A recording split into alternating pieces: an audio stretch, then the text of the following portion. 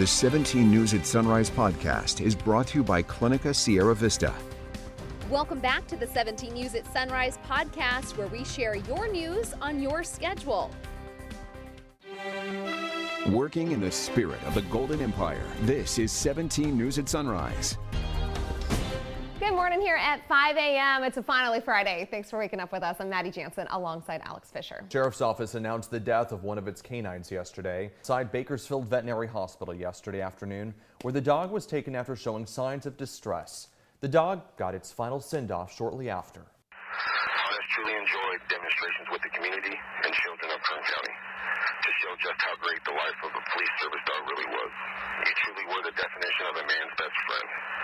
You will be sorely missed by your community, your partners in law enforcement, and your family at home. Rest easy, buddy. We've got it from here. KCSO says the canine and its handler were involved in a search for a possible shooting suspect in the area of Panama and Habecker Roads around 11 o'clock yesterday morning. It was then the dog began to show signs of distress. The dog was rushed to the emergency animal hospital where he died. We're still waiting to hear the name of the canine and how the dog died.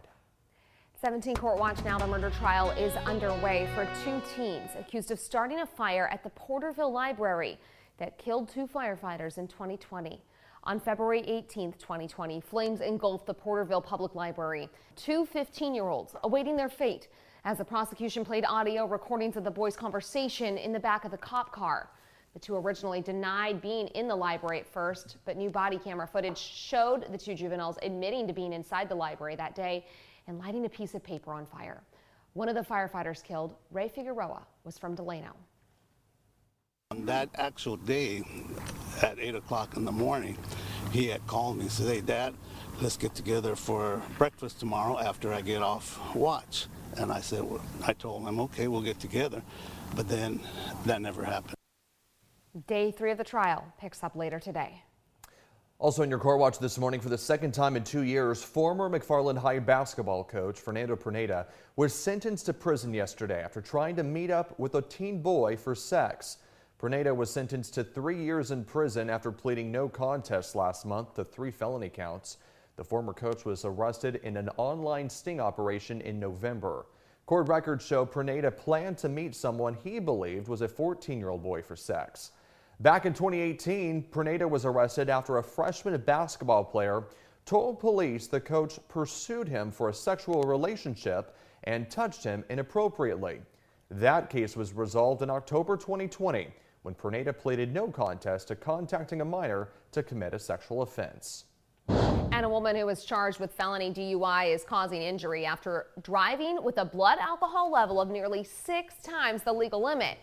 And she was sentenced to 15 days in jail and 5 years of probation yesterday. 56-year-old Michelle K. De Los Santos crashed into and seriously injured another driver October 28, 2021. Her BAC was a .458. The legal limit in California is .08. The Kern High School District says Frontier High School was put on lockdown after a man was found near the school with a gun. The district says a campus supervisor found the man in the student parking lot around 9:45 yesterday morning. An officer for the school district responded to the scene, and the man was arrested on Olive Drive a short time after. School officials say there was no indication that man intended to enter campus. A second victim has died after they were shot at a motel in South Bakersfield. That shooting happened Sunday night outside a room at the Vagabond Inn on Colony Street. Investigators say one woman, Erica Lairs, died shortly after that shooting. Meantime, Cristobal Hernandez was rushed to the hospital in critical condition, but officials say Hernandez died of his wounds the next day. 23-year-old Vicente Nico Williams was arrested and charged with first-degree murder and attempted murder in connection to this shooting. He pleaded not guilty and is due back in court at the end of the month. And a 67-year-old Bakersfield man was convicted of raping and killing 2 women in the 1980s. Officials say it's the first case in Los Angeles County that used investigative genetic genealogy. Jurors found Horace Van Vaultz guilty of 2 counts of first-degree murder. Van Vaultz killed 22-year-old Mary Dugan on June 9, 1986 in Burbank. He was also convicted of killing 20-year-old Selena Keogh in July of 1981 in Montclair. 5:06 now, and gun control was front and center at the state capitol yesterday. Democratic lawmakers voiced support for President Biden's executive order meant to help regulate ghost guns. The legislation takes effect next week and requires ghost guns to have a traceable serial number, and the owners of the guns will need to go through a background check. The group of lawmakers, all in agreement, gun violence in California and across the nation has gotten out of control. We need to make sure that we take these weapons of war out of the streets and out of our communities, and we want to make sure that we keep our communities safe. Critics of the legislation point out California already has some of the strictest gun laws in the nation, arguing more gun control would not be effective. It's time for your FFX Game of the Week, powered by SCOE, your Southern California Orthopedic Institute. All right, the high school football season kicked off yesterday, but for players across the county, tonight is going to be the first Friday under the lights. 17's Chris Burton brings us all a look at this season's first FFX Game of the Week. Chris? Alex, Maddie, the first game of the season, it's always a tough one, but it's a little tougher when your first snaps come against the best quarterback in the nation. Back to pass, rolls around the right side, he's going to take it. The Garces Rams were riding high last season when a 6-3 record led to a Division I playoff berth. But after a first-round playoff exit, Garces players say they are itching to get back on the field. This year, our team came back hungrier, and we haven't skipped a beat at all. I think we actually improved from last year. To get their season started, head coach Paul Galla, notorious for scheduling tough matchups, has given his boys some light work. It's just Los Alamitos, one of the top teams in California, led by the best quarterback recruit in the nation. The preseason, it's a tough one, and our kids understand that, so hopefully that brings up the intensity of practice. The sense of urgency is. But Garces doesn't seem fazed by cannon-armed Malachi Nelson and the rest of the Los Al Griffins rolling in tonight. Just excitement, and we don't even care about how much, yeah, he could be the best, but we're playing ourselves at the end of the day. All right, you talk about And the Rams have some firepower of their own. A pair of star brothers, Jelani and Julian Juju Smith, lead a Garces squad that also features a defensive back turned running back in David Smith and a freshly transferred quarterback in Jordan Gallegos. Galla hoping this first game against some of the top talent in the state sets the tone for another playoff-bound season. We want to be not one of the top teams in the Valley, but here in the state. Los Al was a great choice for us. It's the Garces Rams against the Los Alamitos Griffins. This is your FFX Game of the Week. And of course, the season kicked off with 3 games yesterday, so let's take a look at last night around the county. The Highland Scots behind QB JoJo Mata took care of Stockdale 24-14. Frontier started the season strong at home. They had no problem handling the North Stars 35-13. Titans quarterback Malachi Statler had 4 touchdowns in that game. And a good night for all Titans, it seems, as the Chavez Titans took care of business in Arvin. The final score there, 26-0.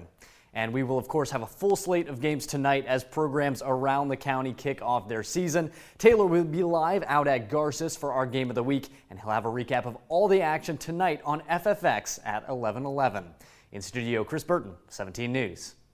Now to Washington, where the ramifications of legal maneuvering could affect national politics. A Florida judge has ruled on unsealing the affidavit in the FBI search of former President Trump's Florida home and club. NBC's Susan McGinnis has more. Judge Bruce Reinhardt ready to reveal parts of the affidavit in the unprecedented search of former President Trump's Mar-a-Lago estate, ordering the Justice Department to redact portions of the highly sensitive document. The Department of Justice doesn't want it out because it will undermine their investigation. The government argued unsealing could compromise witnesses and have national security implications. If you didn't know it was a former president, you would have thought it was a mob boss. They're talking about how witnesses are threatened and how obstruction of justice could occur. The former president, media outlets, including NBC News and Republicans, have called for the complete unsealing. The judge giving the Department of Justice basically carte blanche opportunity to redact however they want and whatever they want. It is a concern. A Trump spokesman tweeting no redactions should be necessary. And 5 months on Rikers Island, 5 years probation and fines. The punishment for Trump Organization CFO Alan Weiselberg pleading guilty Thursday to tax fraud. 15 felonies, including avoiding taxes on lavish perks like Mercedes cars, free rent, and private school tuition. Weiselberg's plea deal requiring him to testify at the company trial in October, but does not compel him to testify against former President Trump. Weiselberg decided that he would rather be a convicted felon that snitch against the former president. President Trump turning the negative attention into a positive, raising millions per day from donors. And sources familiar with the matter tell NBC News there are discussions inside Trump world about whether to release surveillance video of the FBI search. In Washington, Susan McGinnis, NBC News. Also making news around the nation, Las Vegas police released dramatic footage of a chase with a violent suspect that involved multiple carjacking attempts and a shootout with officers.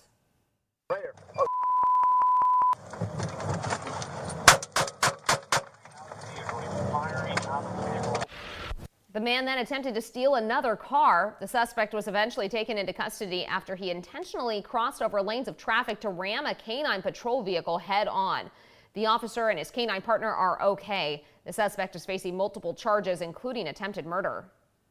Now to news around the state. And 2 planes crashed in a California town yesterday afternoon, resulting in the death of multiple people. The FAA reported that a single-engine Cessna 152 and a twin-engine Cessna 340 crashed while the pilots were on their final approaches to Watsonville Municipal Airport in Santa Cruz.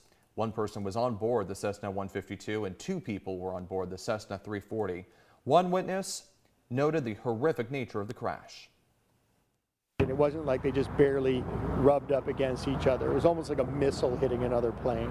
It's so sad. I mean, those people were just enjoying a beautiful day, and, you know, I'm no aviation expert, but it just seems like bad luck in an accident, you know.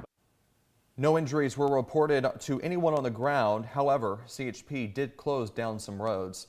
More details surrounding the crash are developing. Authorities responded to an underground vault explosion in Los Angeles yesterday. The explosion happened around 2 p.m. in the Hollywood Hills area, close to the Universal Studios backlot. The LA Fire Department said there was no active fire hazard and the power was confirmed off upon arrival, adding that 5 men were found alert and conscious and were taken to the hospital for treatment with a mixture of burn and smoke inhalation injuries. None of those injuries appears to be life-threatening. More information surrounding the cause is still under investigation. Many of us in Kern County have been dealing with those mosquitoes known as ankle biters. Well, it's no longer just a Kern County problem. Those pesky insects are now all over the state. Officials say the species called Aedes aegypti are very aggressive during the day, and they can be difficult to locate. These specific species are originally found in West Africa and can transmit Zika, dengue, and yellow fever. The mosquito can be found in over 24 counties here in California, and officials say they want to make sure the mosquitoes don't spread further. Tip out anything that's holding water that shouldn't: cans, buckets, containers, bird baths, pet water bowls. And these invasive species, they actually lay individual eggs on the inside of these small containers, and they can actually stick to them. So in addition to tossing the water, we're asking residents to actually scrub out the containers to better, succeed at eliminating the eggs. Your time is 5:39 now. Governor Gavin Newsom today announced a $4.7 billion effort to increase access to mental health services for young people. The Master Plan for Kids Mental Health is aimed at helping kids and other Californians up to age 25. The funding creates new virtual platforms and establishes a pipeline to add 40,000 new mental health workers in the state. The 17 News at Sunrise podcast is a production of KGET and Nexstar Media Group. For more on all of the headlines in today's show, head to kget.com.